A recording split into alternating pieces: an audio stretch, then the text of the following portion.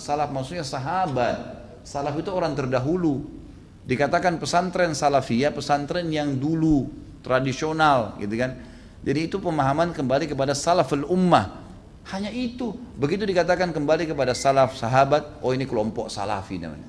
Nisbatkan. Dari mana ini penisbatan ini gitu kan? Kemudian Wahabi, Wahabi. Apa Wahabi ini? Dari mana istilah ini? Ini keluar dari mulut orang-orang yang tidak bertanggung jawab. Kalau kita lihat cirinya orang Wahabi, yang dianggap Wahabi orangnya berjenggot, jalankan sunnah Nabi. Kalau sholat ke masjid, istrinya pakai tutup aurat. Ya, di rumahnya jauh dari perbuatan dosa. Ini nih kelompok nih.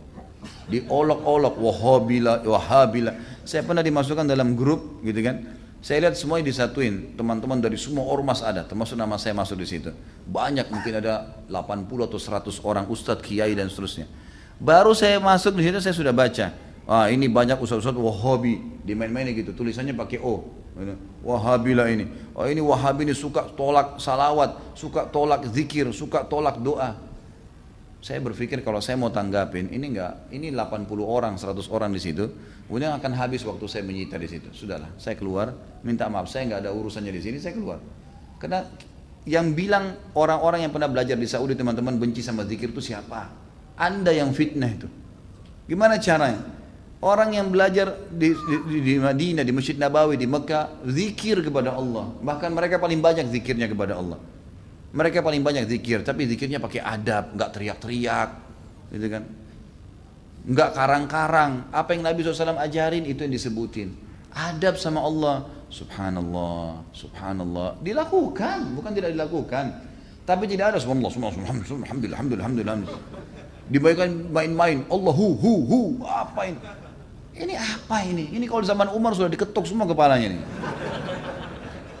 Ngarang-ngarang gitu kan. Oh ini benci sama doa. Siapa yang bilang benci doa teman-teman sekalian? Antum nggak dengar tuh bagaimana Syekh Sudes berdoa sampai hampir 1 jam kalau sholat kunut. Itu dikatakan tuh itu pentolannya Wahabi katanya. Baik berdoa kunut 1 jam sampai orang semua pada menangis seluruh dunia. Antum bilang itu Wahabi. Ini subhanallah ini. Benci doa itu namanya ajib. Sesuatu yang aneh gitu. Bagi saya tuduhan-tuduhan yang tidak beralasan sama sekali. Nggak beralasan nih. Yang penting dari Saudi Wahabi gitu kan. Saya sampai waktu mau berangkat ke Saudi, awal saya mau belajar tahun 90, teman-teman ayah saya sempat titip pesan dari kota Makassar, Khalid, nanti kamu ke Saudi, ambil ilmunya tapi jangan jadi Wahabi. Baik, saya berangkat 6 bulan pertama teman-teman sekalian, semua guru yang masuk saya ketakutan lihat. Ini Wahabi nih. Apa ini Wahabi nih? Mau yang menakutkan ini. Kena wanti-wanti begitu.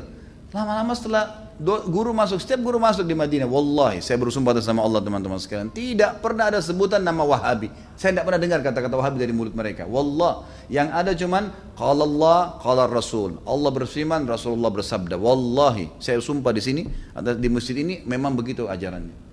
Begitu ajarannya, qala Allah, qala Rasul. Qala Allah, qala Rasul selalu. Atau diikuti dengan penjelasan Ibnu Abbas, sahabat, Ibnu Umar, sahabat. Nih pemahamannya mereka, ini pemahamannya sahabat tentang ayat ini, tentang hadis ini. Itu yang kita pelajarin. Dan kalau ada masalah fikih didatangkan 4 mazhab semua. Imam Syafi'i bilang begini ini dalilnya, Imam Ahmad bilang begini ini dalilnya, Imam Malik bilang begini, Abu Hanifah begini dalilnya. Jelas, semuanya begitu. Setelah 6 bulan saya berpikir, kok saya harus ya takut dengan orang-orang seperti ini ilmu semua disampaikan, gitu kan? Ilmu semua. Dan bagaimana mempertemukan antara ambil ilmunya, jangan jadi Wahabi. Bagaimana memahami? Saya nggak nyambung gitu. Gimana caranya? Gitu. Teman-teman sekalian, saya kasih jawaban secara akal sehat. Rasulullah SAW lahir di mana? Di Mekah. Ya, 13 tahun fase turunnya ayat-ayat Makkiyah di mana? Di Mekah. Baik, setelah itu Nabi SAW hijrah ke Madinah. Berapa tahun Nabi di Madinah? 10 tahun. Sampai meninggal kan? Kuburannya ada di sana. Demi Allah, Mekah sama Madinah markas Islam. Ada orang mengatakan itu markas Wahabi, markas ini tempat Nabimu lahir dan mati. Kok gimana sih? Lalu dikatakan itu ajarannya tidak benar, yang sesat. Padahal kalau kita duduk di majelisnya ulama, ini Rasulullah bersabda, ayat Al-Quran dalam surah ini, selalu itu, silakan saya tantang siapapun teman-teman sekalian, bukan tantang. Saya ajak anda kalau lagi umrah, yang mengatakan Wahabi, tolong anda datang ke Masjid Nabawi, Masjid Haram Mekah, duduk di majelisnya salah satu ulama situ, coba dengerin apa yang mereka bilang.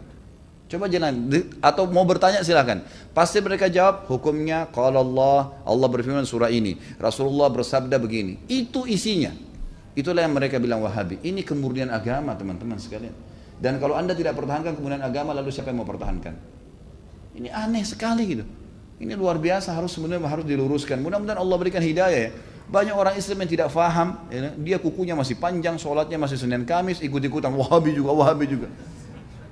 Bukannya belajar, bukannya nanya, malah ikut-ikutan. Ini fitnah di tengah-tengah kaum muslimin. Kata Nabi SAW, Yahudi terpecah 71 golongan. Nasrani 72, umatku 73, semuanya di neraka.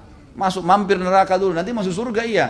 Kecuali satu, nggak pakai lewat neraka masuk surga. Kata para sahabat sudah tanya, siapa itu ya Rasulullah? Apa kata Nabi? Yang berpegang pada sunnahku dan sahabatku. Nah ini yang selalu ditunjuk Salafi, Wahabi ini yang selalu berkata Rasulullah bersahabat. Ini orang yang berpegang pada kemudian Islam. Teman-teman sekalian, berhenti dalam masalah istilah-istilah seperti ini. Ini bahaya, memperpecah umat dan macam-macam. Saya lihat beberapa di cuplikan YouTube saya, ada kata-kata di bawah. Oh ini pentulannya Wahabi nih. Ah ini mungkin ISIS nih. Nah ini mungkin ini nih. Ah ini mungkin ini nih. Padahal orang itu tidak kenal saya. Bagaimana pertanggungjawaban dia hari kiamat di depan Allah? Coba nuduh saya, bisa ketemu sama saya minta maaf nggak? Kalau nggak ketemu, gimana coba? Saya bisa maafin, tapi dalam hukum Islam, kalau seseorang memfitnah saudaranya Muslim, menuduh sesuatu yang dia tidak punya ilmu, kan itu, sudah dimaafin pun pada orang yang melakukan orang-orang yang sedang difitnah, tetap hukum syar'i dia harus minta maaf. Kalau tidak, saya dapat pahala karena memaafkan, dia tetap dihukum sama Allah karena masih belum minta maaf. Variabelnya begitu kan? Hukumnya begitu. Orang mencuri, kan itu. Kemudian dia tidak kembalikan haknya orang, tetap dihukum, nggak bisa. Maka teman-teman berhenti dari fitnah ini. Kita ikut-ikutan, ini dikatakan teroris, oh kita juga ikut-ikutan teroris semua. Ini garis keras, ini kita katakan garis keras. Belajar, kita punya mata bisa melihat, telinga bisa mendengar, hati bisa berpikir, bisa merenungi. Dengar dong dulu, gitu kan?